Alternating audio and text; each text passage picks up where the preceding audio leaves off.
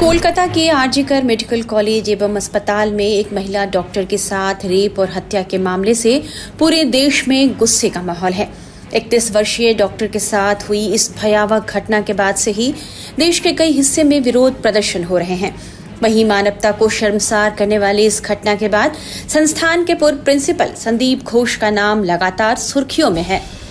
इस घटना के बाद ही संदीप घोष ने यहां से इस्तीफा तो जरूर दे दिया, लेकिन यहीं से उन पर आरोप लगने का सिलसिला भी शुरू हो गया। पहले तो उन पर यह आरोप लगे कि उन्होंने अपने अस्पताल में हुए इस जघन्य रेप और हत्याकांड पर पर्दा डालने की कोशिश की। डॉक्टर की हत्या को आत्महत्या बताया और पीड़ित के मां बाप को भी गलत जानकारी दी। जैसे जैसे इस केस में सीबीआई की जांच आगे बढ़ रही है, संदीप घोष पर एक के बाद एक कई आरोप लगने शुरू हो गए हैं। प्रिंसिपल संदीप घोष पर भ्रष्टाचार, अवैध कमीशन, लावारिस शवों को बेचने और बायोमेडिकल वेस्ट के अवैध व्यापार से लेकर पैसे लेकर बच्चों को परीक्षा पास कराने जैसे कई गंभीर आरोप लगे हैं, जिसकी फहरिस्त तो मानो खत्म होने का नाम ही नहीं ले रही।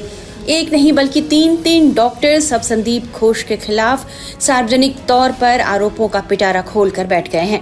इन तीनों डॉक्टर्स ने टाइम्स नाउ नवभारत के कैमरे पर संदीप घोष पर कई गंभीर आरोप लगाए हैं।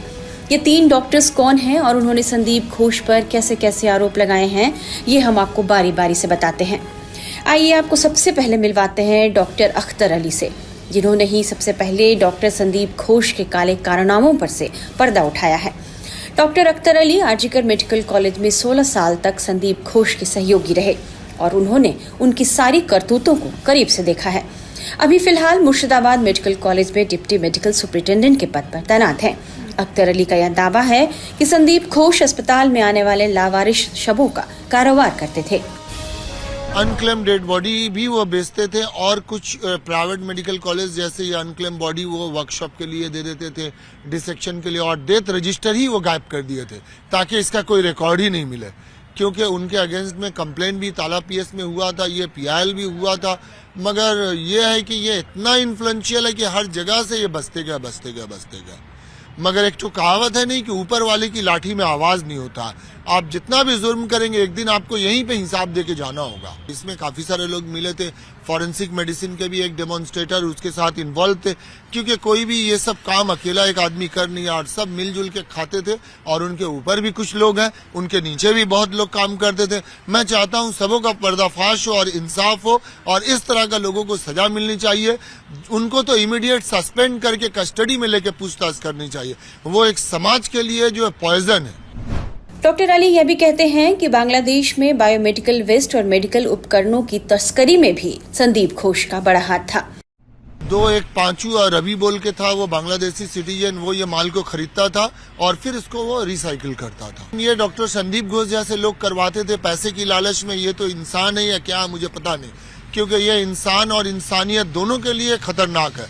कभी किसी को हेपेटाइटिस हो सकता है, HIV हो सकता है, कोई भी इन्फेक्शियस डिजीज हो सकता है। इसीलिए मैंने हिम्मत किया ये लड़ाई लड़ने के लिए और मैंने उनको एक्सपोज किया। ये तो गवर्नमेंट को इंक्वायरी करनी चाहिए थी, मेरा काम था उनको एक्सपोज करना, लेकिन ये उनका खुशकिस्मती है कि उनके अगेंस्ट में अब तक कोई एक्शन नहीं हुआ।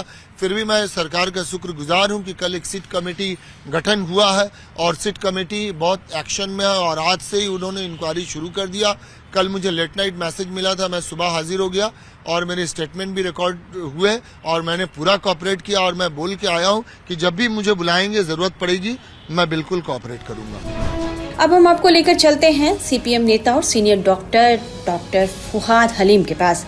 वे भी संदीप घोष को लेकर कई बड़े खुलासे कर रहे हैं। उनका कहना है कि संदीप घोष हर तरह के करप्शन और धांधली को एक टीम के जरिए पूरा करते थे। संदीप घोष आरजीकर मेडिकल कॉलेज में जिस तरीके से अपना पूरा काम को अंजाम दिया करते थे, उनका एक बड़ा जो ग्रुप ऑफ पीपल उनके साथ थे, वो अकेला इसको अंजाम नहीं देते थे। जैसे आपने कहा, अगर ये आरोप है कि एनाटॉमी डिपार्टमेंट से या पोस्टमार्टम डिपार्टमेंट से डेड बॉडी को इधर उधर हेराफेरी की जा रही थी, तो यकीनन उस डिपार्टमेंट के लोग भी इसके साथ जुड़े हुए थे। उनके साथ एक बड़ा एक माफिया जैसे उन्होंने इंतजाम कर लिया है। जो आरोप आ रहे हैं, गंभीर आरोप आ रहे हैं कि छात्रों से पैसे लेकर के उनको MBBS का जो क्वेश्चन पेपर्स और जो पास करने की जो सुविधा है वो उस तरीके से इंतजाम कर रहे थे। तो इसके लिए स्टूडेंट्स के अंदर में पोस्ट ग्रेजुएट ट्रेनीज को थीसिस जमा देने के लिए पैसा जमा देना पड़ता था। पास कराने के लिए उनका एक हाथ रहा करता है। जिस तरीके से गंभीर आरोप आ रहे हैं उससे ये स्पष्ट हो रहा है कि सिर्फ आरजीकर मेडिकल कॉलेज नहीं, बाकी सब मेडिकल कॉलेज में तृणमूल कांग्रेस के माफिया के जो लोग हैं वो लोग को वहां सरपरस्त बनाए गए, उन्हें सुपरिंटेंडेंट, उन्हें प्रिंसिपल का पद में उनको बहाल किया गया है और वो लोग निचले स्तर पर अपने एक पूरे टीम के जरिए से ये गैरकानूनी काम को अंजाम दिया करता है। और मैं समझता हूं कि इसका सिर्फ तहकीकात नहीं होनी चाहिए, इस तहकीकात के तह पर पहुंच करके सभी आरोपी को दंडित करनी चाहिए और ये जो पैसा ऊपर की तरफ पहुंच रहा था, और इस केस में जैसे संदीप घोष के पास जो पैसा पहुंच रहा था, ये पैसा संदीप घोष के ऊपर किसके पास जा रहे हैं उसका भी तहकीकात होना चाहिए। और मैं समझता हूं कि हमारे राज्य के की जो स्वास्थ्य दफ्तर है उन्होंने जिस तत्परता के साथ, जिस शीघ्रता के साथ 42 डॉक्टरों को ट्रांसफर करने की कोशिश की, इस पूरे खून और जो धर्षण है, जो यहाँ पर बलात्कार है, बलात्कार की घटना के बाद आरजीकर में, मैं समझता हूँ कि स्वास्थ्य दफ्तर के लोग भी इसमें लिप्त हैं और स्वास्थ्य दफ्तर के ऊपर में मंत्री भी लिप्त है और मुख्यमंत्री भी लिप्त है। तो मैं समझता हूँ कि जैसे तहकीकात नीचे की तरफ जानी चाहिए वैसे तहकीकात ऊपर की तरफ भी जानी चाहिए। फुहाद अलीम तो यह तक आरोप लगा रहे हैं कि लेडी डॉक्टर से रेप और हत्या के मामले में भी संदीप घोष शामिल रहे हैं। इस विषय पर सुप्रीम कोर्ट ने गंभीरता से अपना विचार उन्होंने सामने लाया है। सुप्रीम कोर्ट ने ये समझ अपने आप में कर ली है कि पश्चिम बंगाल में जो प्रशासन है, विशेष करके जो पुलिस प्रशासन है, वो जो आरोपी है, जो लोग इस पूरे घटनाक्रम में 9 अगस्त के बाद तथ्य को छिपाने की कोशिश कर रही है, वहां पर सही तरीके से इन्वेस्टिगेशन न हो उसके लिए वो लोग तत्पर है और जो लोग आंदोलित है उनके ऊपर पुलिस प्रशासन, साधारण प्रशासन दबाव बना रही है। ये सुप्रीम कोर्ट ने अंदाजा लगा करके कल अपने जो ऑर्डर है उसमें कलकत्ता पुलिस और साधारण प्रशासन को फटकारा है। अब हम आपको मिलवाते हैं उस तीसरे डॉक्टर से जो पश्चिम बंगाल के डॉक्टर फोरम से जुड़े हुए हैं। डॉक्टर संदीप घोष को लेकर डॉक्टर कौशिक लहरी क्या कह रहे हैं यह भी सुन लीजिए। उसका नाम नहीं मुंह में आना चाहते। We don't consider him as a doctor. हमारा कम्युनिटी का हम बिल्कुल मानते नहीं, हम उसका नाम ही मुंह में नहीं आना चाहते। तो ये पहला बात नहीं है। 2021 में भी ऐसा हुआ था एंड बहुत सारे इरेगुलरिटी का चार्ज आया था एंड उसके बाद बहुत विशाल एक स्टूडेंट्स मूवमेंट हो रहा था। उसके बाद स्टूडेंट्स मूवमेंट के ऊपर वो एकदम बूट पहन के पैदल एकदम सब स्टूडेंट को ऊपर से चला गया, एक प्रिंसिपल होने के बाद भी। एंड उसके बाद सबने उनको चेज किया। वो पब्लिक मीडिया में डोमेन में है। You can you imagine a principal being chased by the students? कभी हुआ नहीं, इसके बारे में हुआ। एंड उसके बाद क्या हुआ, जो स्टूडेंट वहां पे थे फेल करा गया था एंड ये बंदा वो पैसा लेते थे पास कराने के लिए एंड जो स्टूडेंट वहां पे थे फेल हो गया था। जो इंटर्न थे उनका इंटर्नशिप सर्टिफिकेट नहीं दे रहे थे।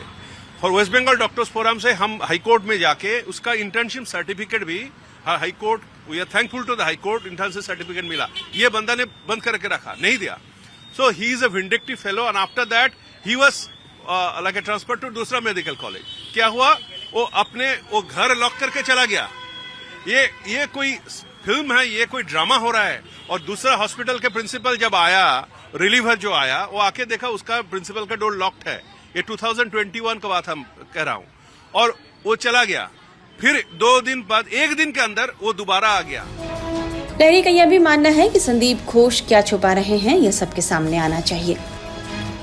एक क्राइम हो गया, आपका लड़की है, उसका ऊपर बलात्कार हो गया, उसका खून हो गया, आप पिता समान हैं, आप क्या हाइड करना चाहते हो? सो हमारा यही एक ही क्वेश्चन है, what are you hiding for? बार बार बोल रहे थे लेकिन कोई सुना नहीं। अभी जो हुआ इसके बाद भी administration is trying to hide this person. Why?